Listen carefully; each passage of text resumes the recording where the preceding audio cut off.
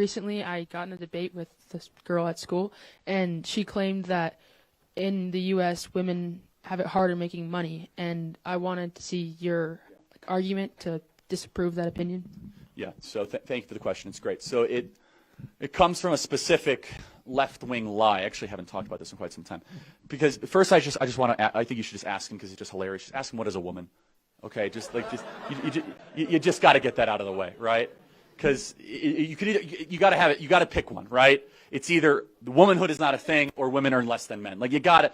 This is like the inherent civil war that I'm just waiting and waiting and waiting between feminism and the alphabet mafia. Like I just can't wait. Like please go to war eventually because they're inherently at odds with each other, right? Which is like womanhood is amazing. We're under attack. There is no such thing as a woman. Anyone can be a woman. There's only one answer to that. So in a weird way, I actually totally agree with the feminists. Like, womanhood is a very real thing. Women are real, and there are differences between men and women. Okay, to your question, though. Okay, so Gloria Steinem feminism would argue that women are oppressed, and they're oppressed in the workplace. It's part of this whole victimology nonsense. So I'm going to say some numbers. They're going to be imprecise because I haven't done this in a while. But basically, they say that women earn, like, what, 82 cents of every dollar of a man? That's the number they usually spout. Is that correct? I might be 78 or 84. So anyway, so what they're not doing though is a couple things. They're not factoring in what did they study in college, how long have they been in the workforce, okay? How often have they asked their boss for a promotion or a raise, and what did they do in their late 20s? Okay, these are four things. So let's go through this. Women, because women are different than men, we agree, I hope, they're more likely to be nurturing, empathetic, compassionate.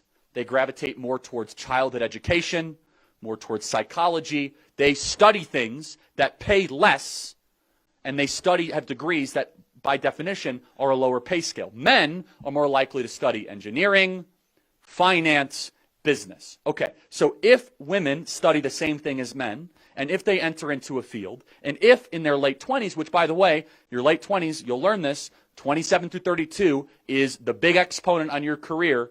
It's where all of a sudden you get the most promotions, the most responsibility, the biggest uptick. Most young women, for good reason, praise God, exit the workforce voluntarily to go have children. Okay? That removes them from a lot of promotions, a lot of raises, and things of that nature. Men keep on working through, and so it looks as if, wow, men are earning so much more than women. Now, do you know it's actually against the law to pay women less than men? It's against the law. What they're saying, though, is, well, look at this macro data. Hilariously, in 14 out of 15 of the top cities in America, women earn more than men in their late 20s. If you actually look at when women study the same thing as men, and they make the decision not to have children, and they stay in their career to their early 30s, something I don't recommend. I actually think it creates really miserable women. They actually end up earning more than men. So it's a flat-out lie. I'm happy to send you podcasts, articles, and research and data to support that. But they can't have it both ways. And there are there's several professions, by the way, where women earn more than men. Nursing, for example, women earn more than men in nursing. It's the fact. No one ever talks about that.